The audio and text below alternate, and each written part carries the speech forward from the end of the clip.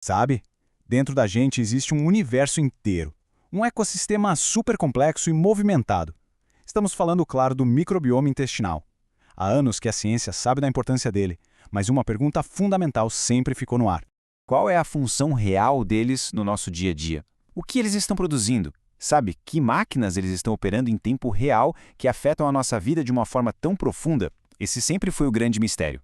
Até pouco tempo atrás, a visão que a gente tinha era muito parcial. Era como se a gente conhecesse os nomes de todos os moradores de uma cidade, mas não fizesse a menor ideia das suas profissões, do que eles gostam de fazer ou como interagem uns com os outros. Mas olha, isso está começando a mudar. Ok, vamos mergulhar nisso. Uma nova pesquisa está nos dando uma perspectiva completamente diferente, focando não apenas em quem está lá, mas no que eles estão de fato fazendo. A chave para essa nova visão é uma ferramenta poderosa chamada metaproteômica.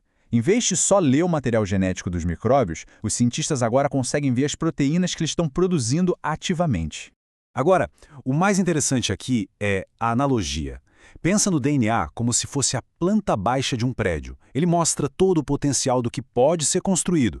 As proteínas, por outro lado, são os operários e as máquinas em ação, sabe? Construindo, consertando e mantendo tudo funcionando. E essa pesquisa foca nisso, na ação. E a escala desse trabalho é impressionante. Os pesquisadores não analisaram algumas dezenas de amostras, mas sim quase 2.000 amostras de fezes. É um volume de dados sem precedentes. E como a gente vê aqui, essas amostras vieram de 1.399 pessoas, o que permitiu à equipe de pesquisa identificar um catálogo gigantesco de mais de 92.000 proteínas microbianas diferentes. O resultado é um retrato incrivelmente detalhado do que realmente acontece no nosso intestino. Bom, a primeira grande revelação dessa análise profunda está ligada a uma coisa que afeta todo mundo: o envelhecimento. Ao analisar os dados, comparando a atividade microbiana entre pessoas de meia idade e idosos, um padrão muito claro apareceu. A questão não é só quais micróbios mudam com a idade, mas sim o que eles fazem. É a função, a atividade real deles que se transforma.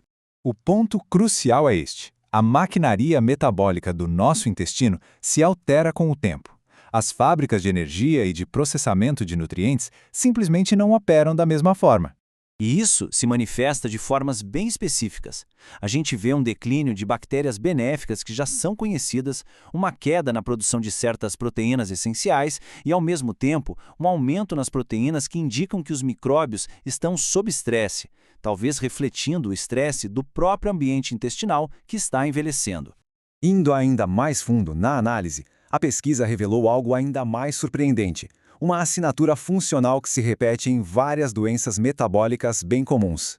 Pois é, em condições como diabetes tipo 2, pressão alta e níveis anormais de gordura no sangue, os pesquisadores encontraram um padrão de disfunção microbiana muito parecido.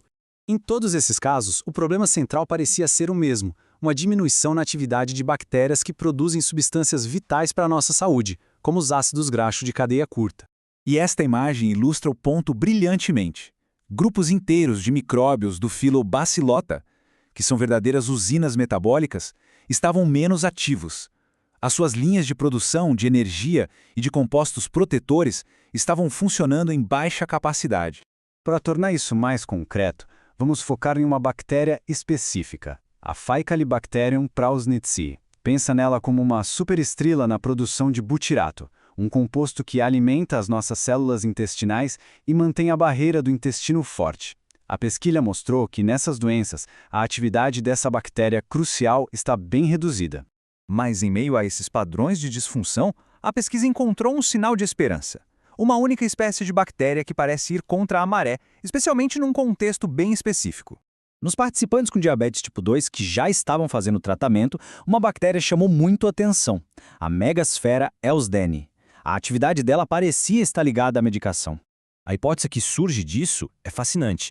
Parece que os medicamentos para diabetes podem estar, sem querer, criando um ambiente favorável para a Megasphera eusdeniae. Essa bactéria, por sua vez, é uma excelente produtora de butirato, aquele mesmo composto que a gente viu que estava em falta. Esse butirato extra pode então ajudar a regular os níveis de glicose no sangue, contribuindo para o efeito do tratamento. E esse é o ponto fundamental. Essa análise nos mostra, num nível de detalhe nunca antes visto, a conexão direta entre a ação dos nossos micróbios e o nosso estado de saúde. Não é só sobre quem está lá, mas sobre o que eles estão fazendo a cada momento. Isso nos deixa com uma reflexão final e tanto. Será que estamos entrando numa nova era da medicina, onde tratar doenças crônicas significa intervir diretamente no ecossistema do intestino, cultivando aliados microbianos para restaurar a função e promover a saúde de dentro para fora?